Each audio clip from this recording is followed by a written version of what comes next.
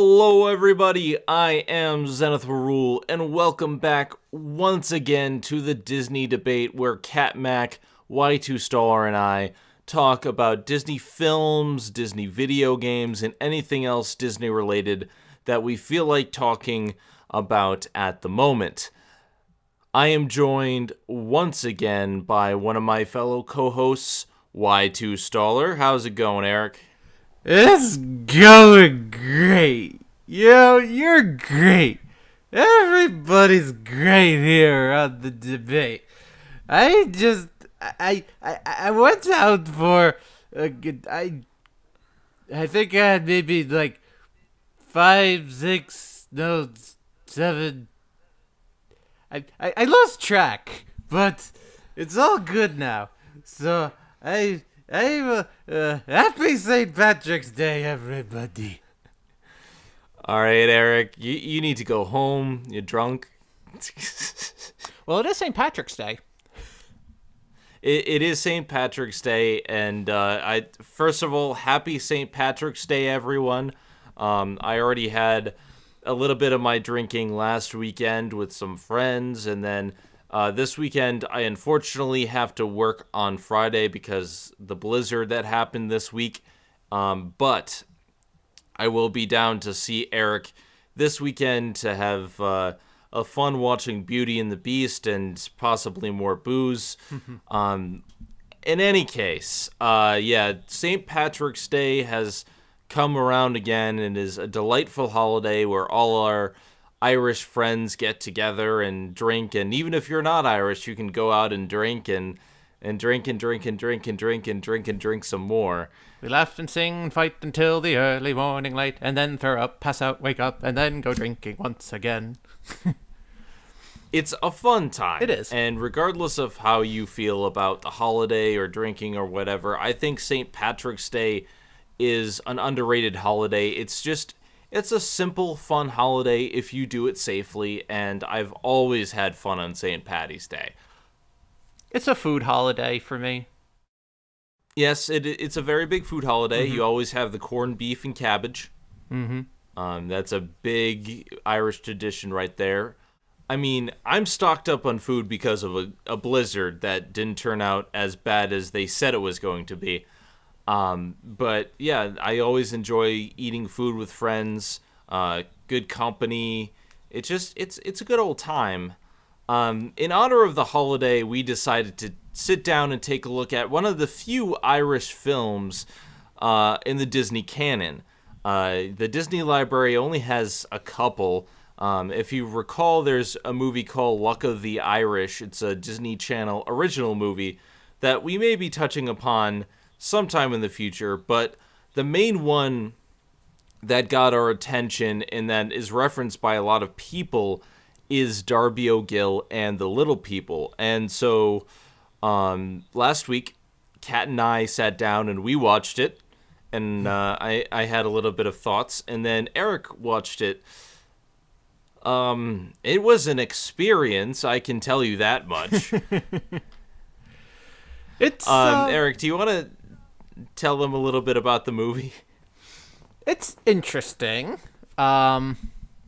Basically, the movie is it's an adaptation of one of the books, of one of the two Darby O'Gill books. The one in particular is Darby O'Gill and the Good People, but they renamed it Darby O'Gill and the Little People. So, and what's about? It's about this old man named Darby O'Gill, who's a caretaker for this one rich house in a small country town of Ireland, and he's at the point of retiring, and he has nowhere, and he doesn't want to break it to his daughter that they have to leave, that they have to move out, and he wishes that he could do something to support his daughter. So they go out. So he goes out to this one secluded area and finds a leprechaun king, and he captures him, and he gives him 3 wishes. of whatever he wanted. So he wishes for gold and he wishes for health and whatever. But then, because apparently leprechauns are genies. I didn't know this, but leprechauns are genies now. in a way, it does kind of tie in with some folklore with leprechauns, that the whole granting wishes thing. But it's more like, it's kind of like a wish, but it's not like with genies where it's like, oh, be careful what you wish for kind of thing. It's more like they'll wish you for something, but then if you make like too many wishes, like in this case, he wished for a fourth wish, and then all of his other wishes canceled out, so he ended up with nothing. So it's basically like an old fashioned. It's basically like Monty Hall with Let's Make a Deal, where it's like, oh, I could give you all this cash, or I could trade you in for what's behind curtain number 3. It's kind of like that sort of thing. So that's what happens, and later on he goes down the, I guess, the rabbit hole, as I'm gonna go on a limb here, and he falls down the hole and he finds the this underground cavern of where all the leprechauns live, and he meets with the king, and he plays a fiddle for them, and they all dance and everything, and like the king is like, oh, no, you found our secret lair, so now you have to stay down here forever. And he's like, oh, no, I don't. He's like, yes, you do. And eventually he gets out, and he tries to tell the town and everything, and he goes back and he tries to capture the leprechaun, which he does, and he holds him hostage for a while so he can get all his wishes for what he needs for his daughter. And there's this other thing, and Sean Connery is in it for some reason, where he's trying to court Darby O'Gill's daughter. And it's kind of odd seeing Sean Connery in this role, especially because we all know him as James Bond. But this movie came out like 3 years before James Bond, so this was like a role or two right before he started filming Dr. No, because Dr. No was 62 and Darby O'Gill was 59. So, but it's just so odd seeing it right before he became this international celebrity as James Bond. The whole movie is rather odd when you think about it. Like, speaking on the main plot, the main conflict, as you said, is he's getting old and he doesn't want them to leave this house. Because, like, apparently the lord or the land baron or whatever says, you've done enough, it's time for you to retire. And he's still going to get paid while he retires, which is actually kind of interesting. But he has to move out, and he doesn't want to tell his daughter this. So you would think the film would mostly be about that. But 95% of the film is about Darby telling stories about leprechauns, meeting leprechauns, trying to capture the king of the leprechauns, and then a lot of shenanigans with him in that regard. And Sean Connery playing the person who is there to replace Darby O'Gill. And it's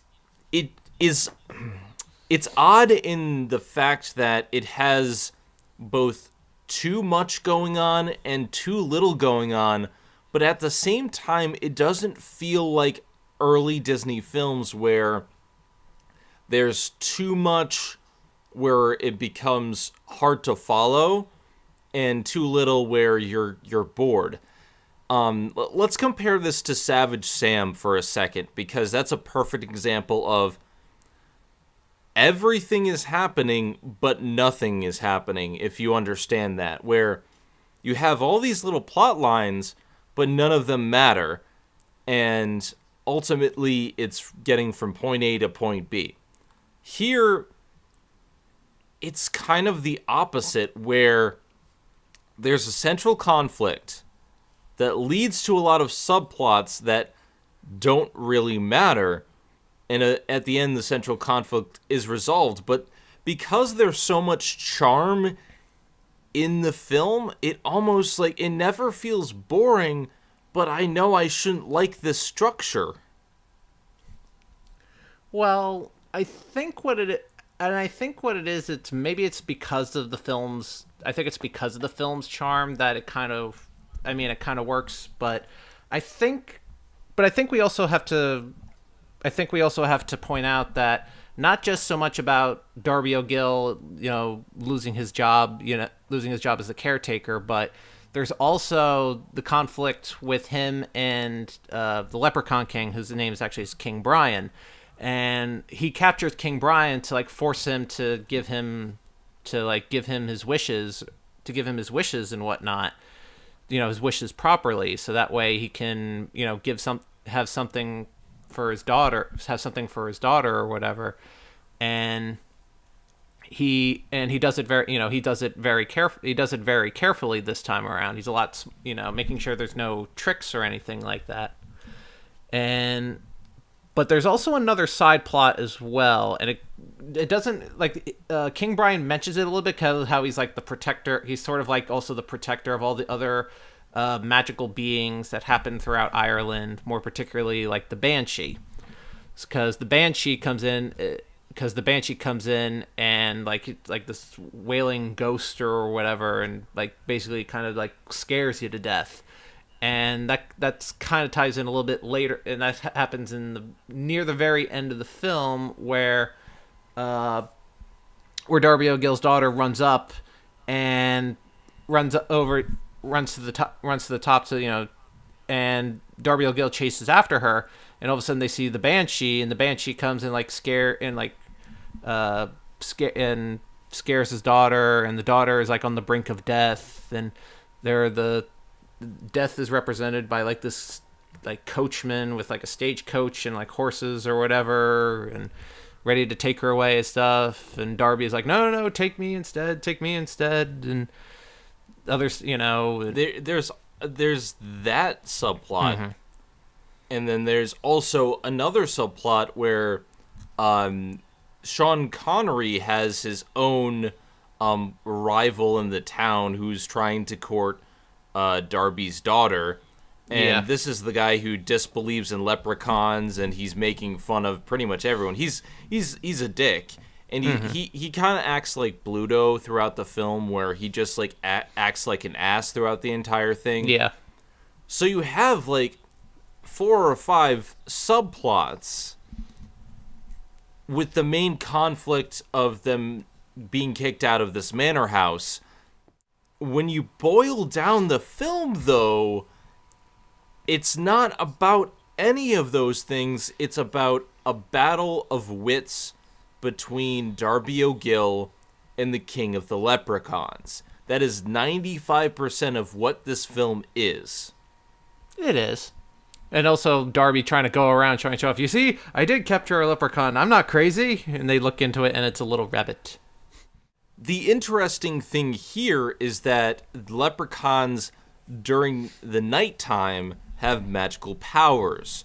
And so they can cast illusions, they can make people see them as rabbits, and they can change their form. And in order to capture one, Darby has to trick it into doing things during the daytime, because during the daytime they lose their power. But even with the magic, it's a battle of wits, of intellect, because the leprechauns have a set of rules, but they're very tricky, and King Brian does everything in his power not to give Darby the wishes. Even though he respects Darby, he's just like, oh, well, you wish for 4 things, so they're all taken away. And then the second time, he tries to get him with the same thing, only he slightly changes it, where he's just like, oh, surely you wouldn't want to give something to your friend, or but, Darby's very smart, and so it becomes kind of a back and forth between these two. And I think, in general, if the film had just been about this, and there weren't the subplots, and there weren't, some of this other stuff, and it just focused on this battle of wits and the conflict from the beginning of them almost losing the manor house had ended up with them saying, okay, well, you won, here's my pot of gold or something like that, I think that would have made for a slightly better movie, because these two characters are very interesting. They are, and when the movie does focus on those two, it's a rather interesting film, but as I was watching the film, it didn't feel like the other side plots were overshadowing the entirety of the film. I mean, you mentioned Savage Sam, and I remember watching Savage Sam and how like some of the other like the side plots kind of overshadowed much of the main plot of the film. But here, I mean, there are side plots, but those side plots don't necessarily overshadow. Like they kind of sprinkle it around. It more kind of ties in more with the main plot. Like it's integrated a lot better. Like later on in the film, King Brian actually tries to help get Sean Connery and Darby O'Gill's daughter, try to get him to hook up together. Plays a little matchmaker and a little bit like seeing them in their dreams and whatnot, and like telling them like, oh, you should really go for this girl, or you should really go for this guy. He's a nice fella, that kind of thing. So he does kind of help out in that respects, and it kind of ties in a little bit of the side plot and the main plots together.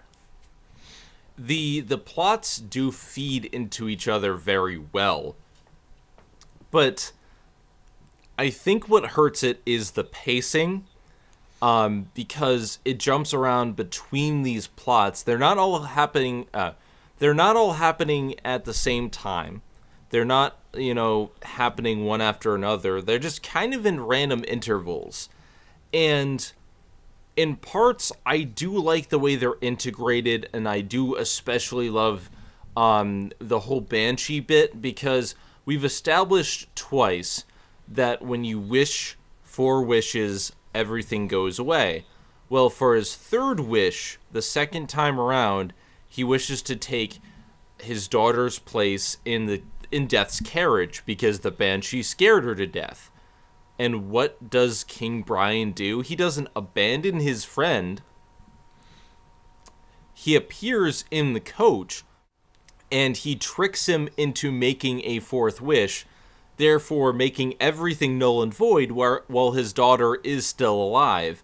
And I think that works because Brian would know this, being the protector of the magical creatures, the magical realm.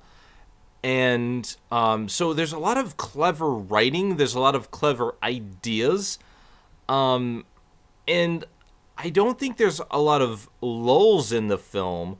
There is a point in the middle where he goes to see the Leprechaun Village, and there's this whole musical number, but it's fantastic. Oh yeah, it's really good. Like I think I might be wrong on this, but I'm pretty sure this movie did end up winning an Academy Award for Best Visual Effects. Like especially in the beginning part where Darby O'Gill finds the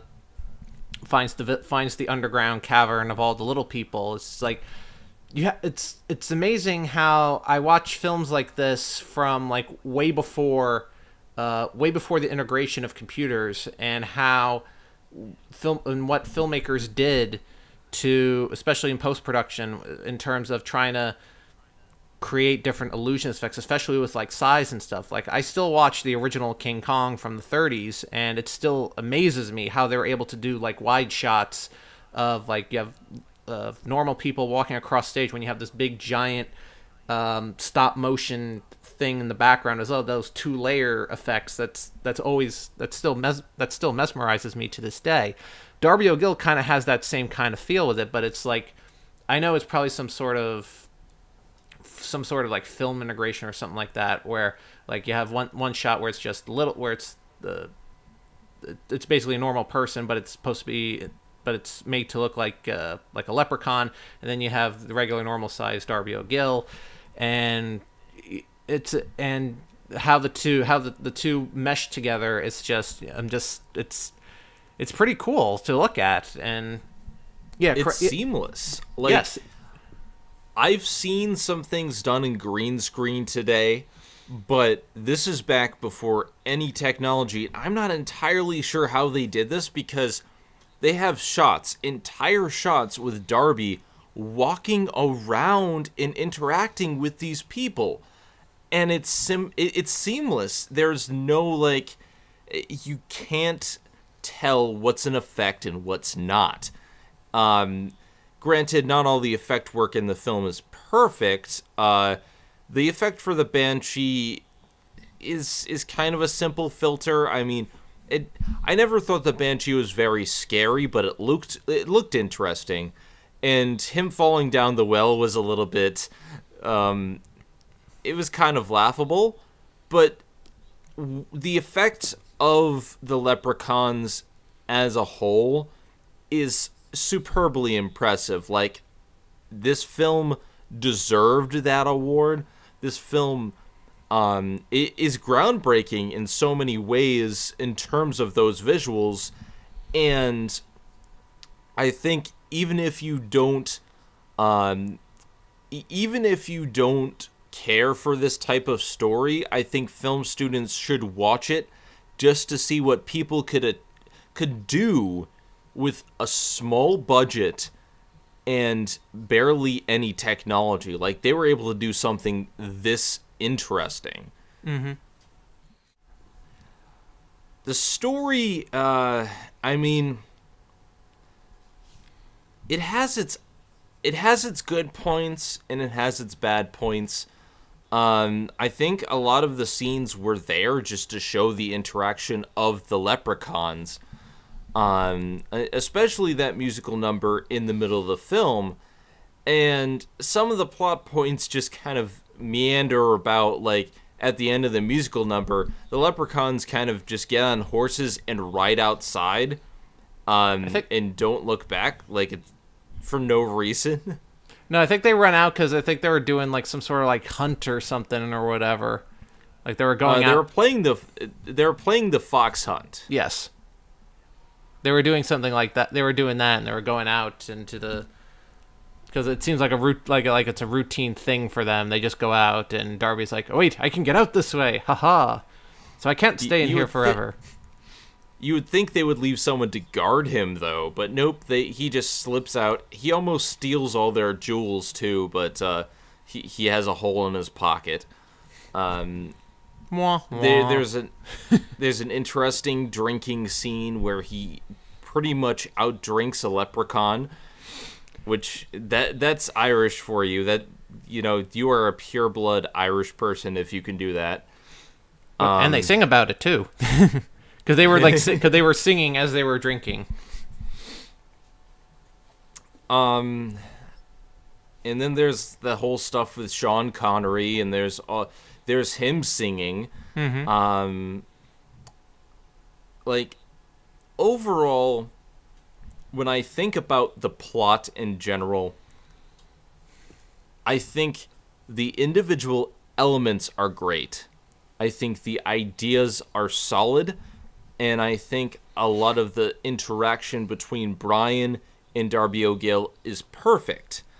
But I think the integration of the plot, while things tie into each other very well, a lot of the stuff just kind of...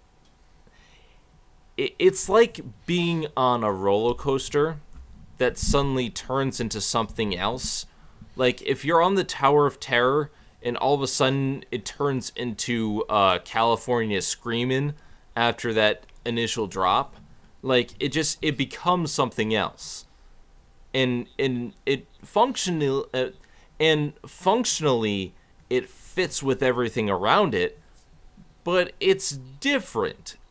And so, I mean, purely on a plot story-driven level, with its charm alone, I enjoyed it, but from a technical level, the plot just doesn't work. When I look at it with a critical eye, when I look at it from a film critic's perspective, it just seems to fall apart far more often than not. And I'm not saying this is a bad film. I had a ton of fun watching it. It's just weird in the way it's structured. I have not seen a film like this because this doesn't have a 3-act structure. And it does and it doesn't.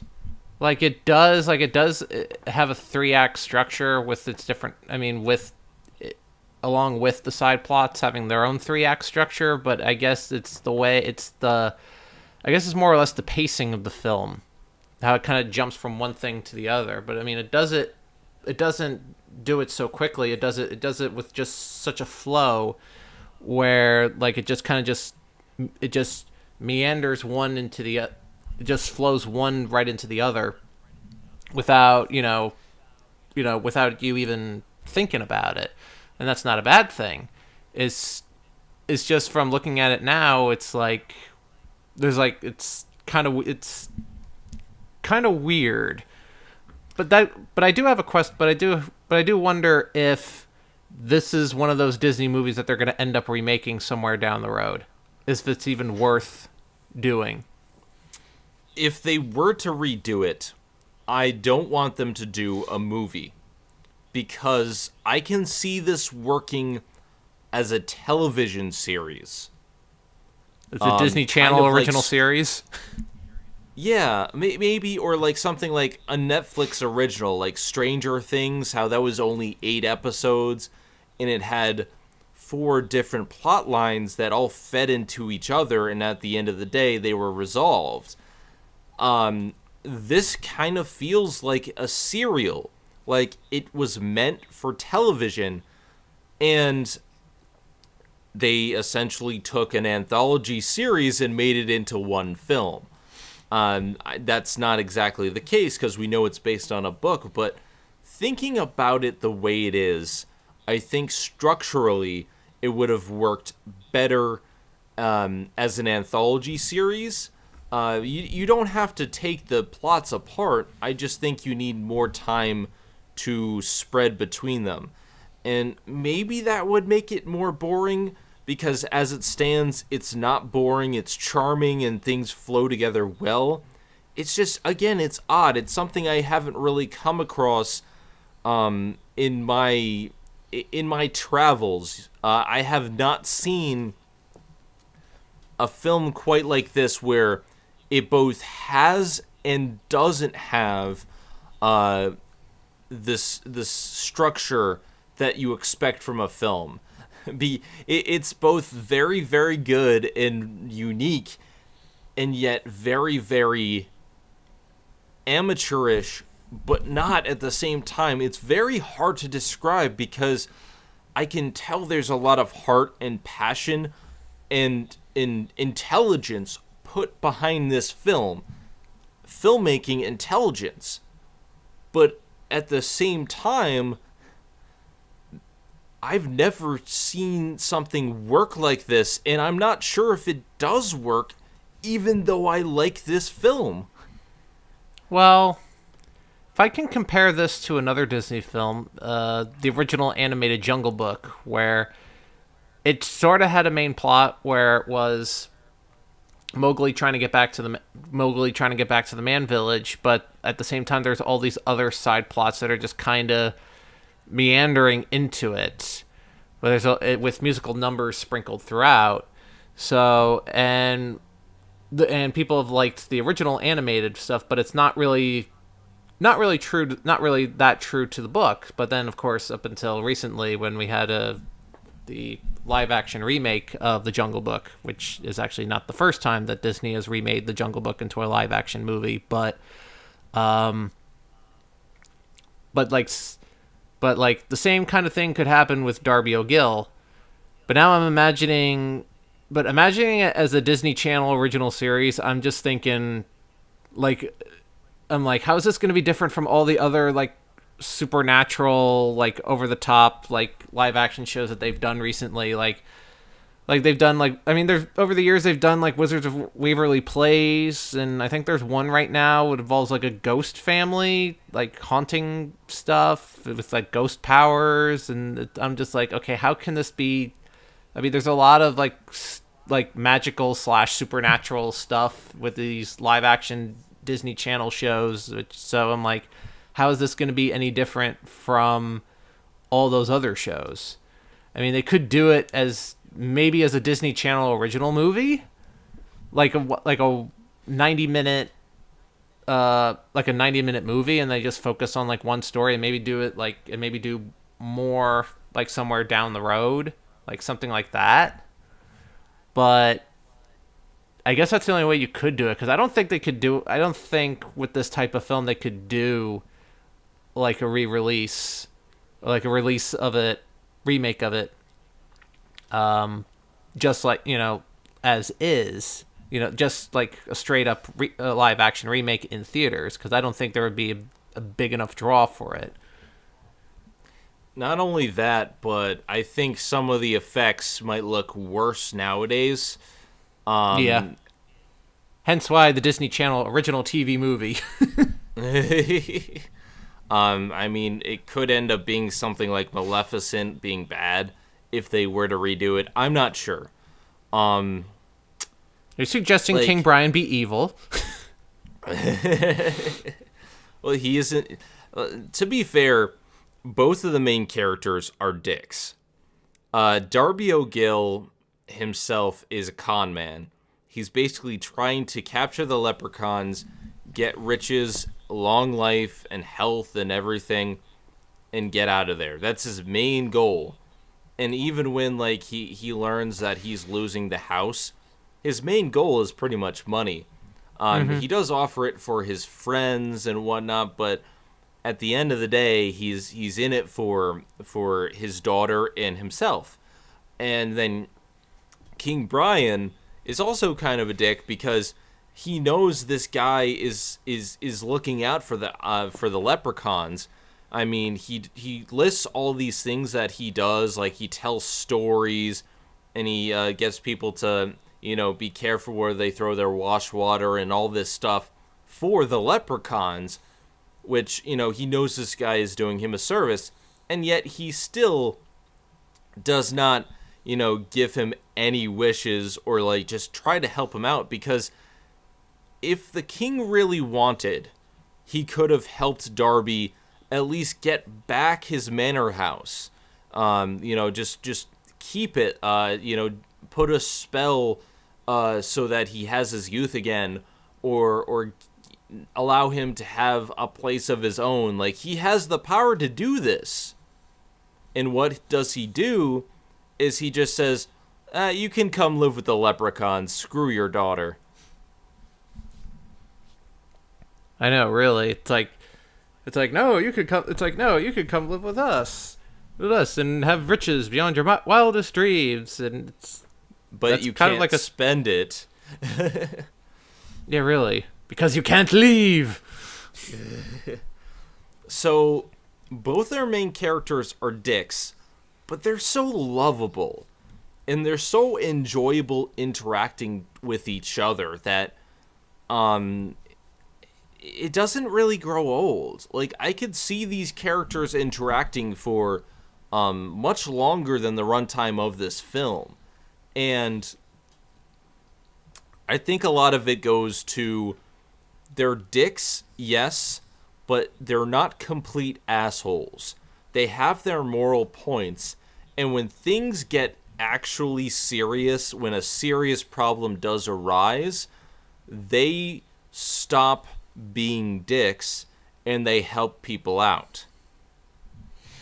Yeah, absolutely. Especially like with King Brian, with how he's trying to help Darby's daughter, be with Sean Connery, and vice versa, because he visits both of them. Like, he at least helps him out in that regard. And also of course with Darby O'Gill, and how he was able to sacrifice his life to help to keep his daughter alive.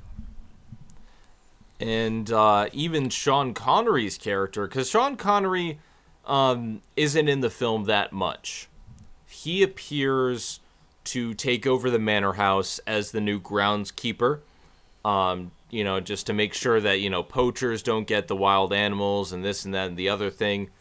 He comes in, and he didn't really have a purpose for a large portion of the film. But he through some coercing, falls in love with Darby's daughter. And there's this conflict with this rival in town who is pretty much a complete asshole to everyone. When the chips are down, Sean rushes in and punches this guy out and is there for Darby.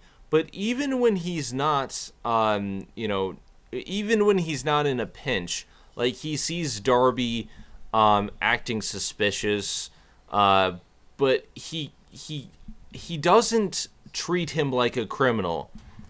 He sees Darby with a moving bag, and he looks inside, and it's Brian, but he's disguising himself as a rabbit. And he doesn't treat Darby like a poacher. He's like, he starts saying like, oh, sure, it's a leprechaun in there. Like, he doesn't quite believe him, but he doesn't outright, like, slap cuffs on this guy and say he's a poacher, because he gives him the benefit of the doubt, at least. Yeah, he does. Because at least, like, it's not like everybody else in town. It's like, no, it's like, oh, he's just being crazy. But it's like, if you insist, I'll look into the bag, and of course it's a rabbit. But and it's a rabbit again and again. Like, they try to convince him for a good minute, even though he's seen the rabbit like 3 times. But he lets Darby go ultimately. It shows that Sean Connery's character is good, but at the end of the day, he was kind of a non-entity in the film. He's there for eye candy and to sing a song. Darby's daughter is about the same. She's there, and she doesn't do very much. The film is mostly about Darby and the king and the little people. The side characters are pretty much just that. They're there. They do their job, but they're not in there for more than is necessary. And then, there's the Banshee and the Stagecoach, and like a lot of people who just appear for a brief moment. There's a lot of people who listen to Darby's stories, and there's the asshole who's just an asshole and gets what's coming to him. A lot of the side story stuff is predictable, and a lot of the side characters aren't memorable.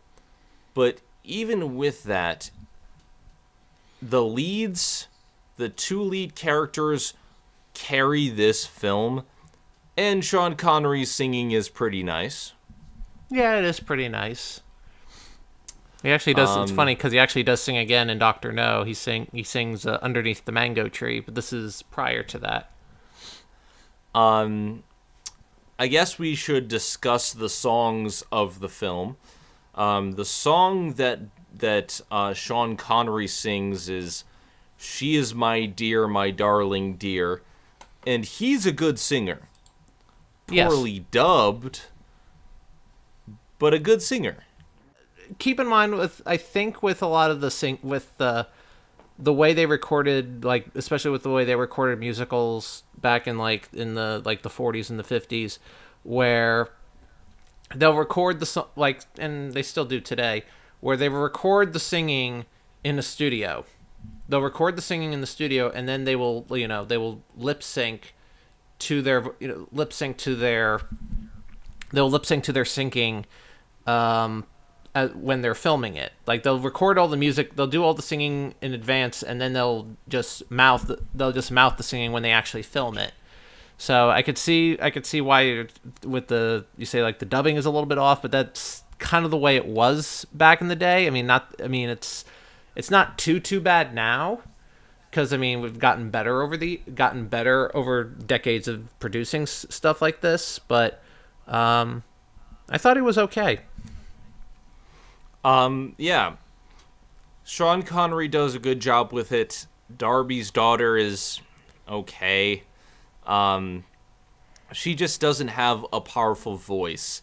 But Sean does a great job. It's a great song. The fox hunt, I think, is a lot of fun. Mm-hmm. I rather enjoy that. I like the drinking song, where it's pretty much it's almost like an improv thing where they come up with a song verse and they have to outdrink each other. It's really interesting. Yeah, where they sing, or they try to come up with a verse for a song, like they wish for something, and then somebody else tries to wish for something. They try to do it as often as they can before passing out. Yeah, I think those are the three main songs of the film. I can't remember any more. Yeah, I think it was just those three. Musically, I think this film is pretty nice. I mean, I didn't expect it to be a full-fledged musical, but there's more songs in there than I thought, and they were better than I thought they would be. Aside from the daughter, which when she's singing, she does not harmonize with Sean Connery very well. But I mean, she's not in there that much, so that's fine.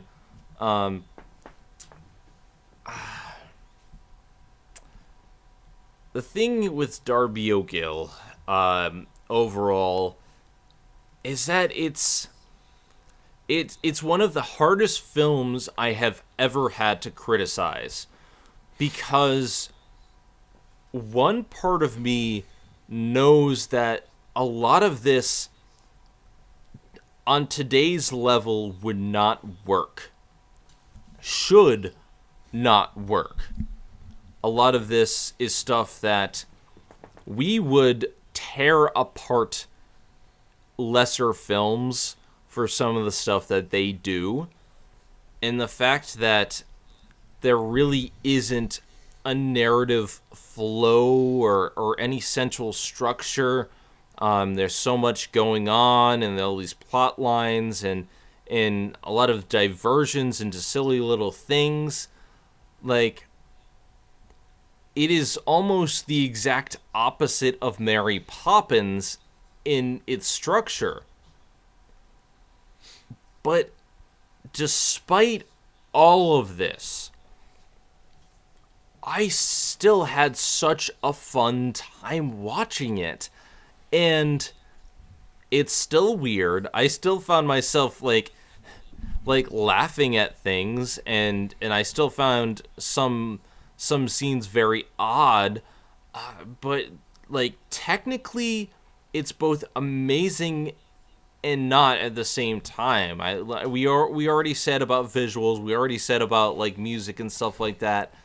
Every single thing it does is like, it does it really, really well in some areas, and then other areas it's just not doing well, and it could have been a train wreck. It should have been a train wreck by the way I'm describing it, by the way I'm remembering it, but it has this odd charm to it that you can forget it. And it's not like it's The Room, where like every single thing doesn't work and you're fascinated by it and you watch it.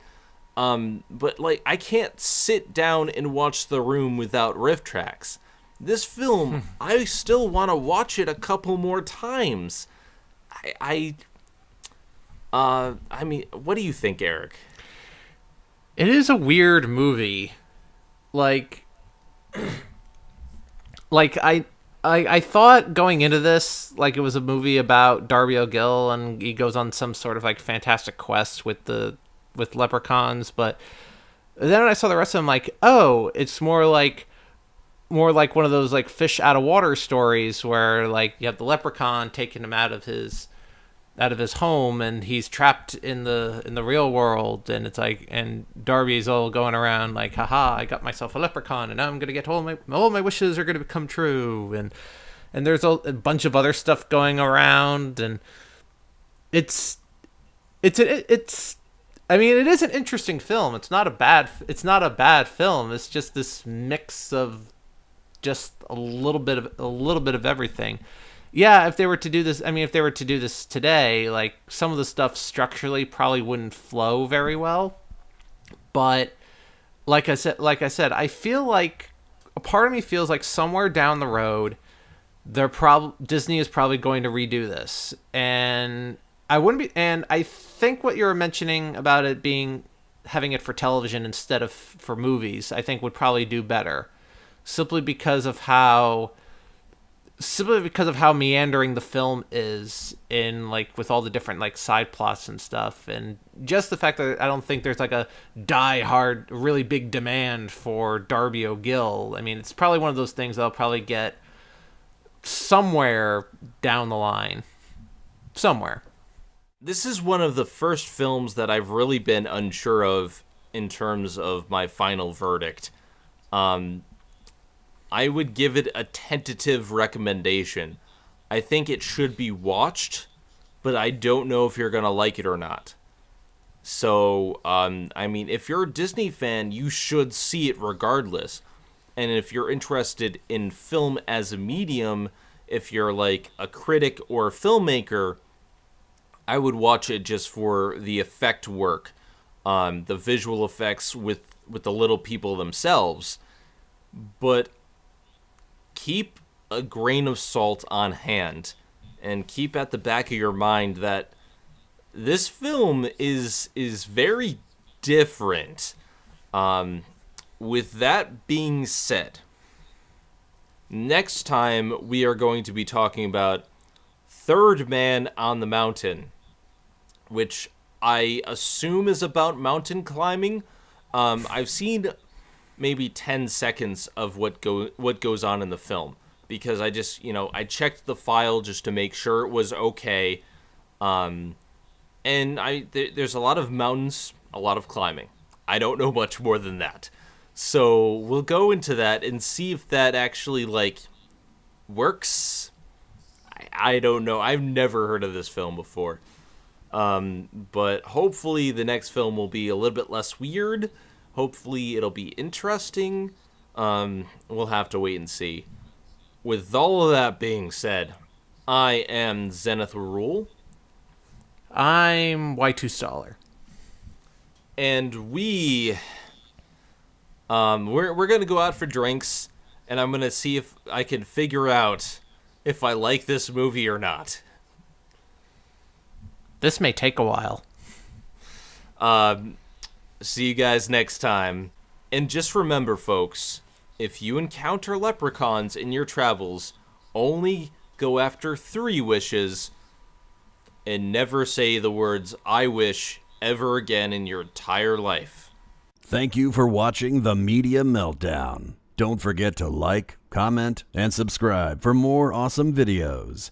And if you like what you see, show your support on the Patreon page at patreon.com/Media Meltdown. See you all next time on The Media Meltdown.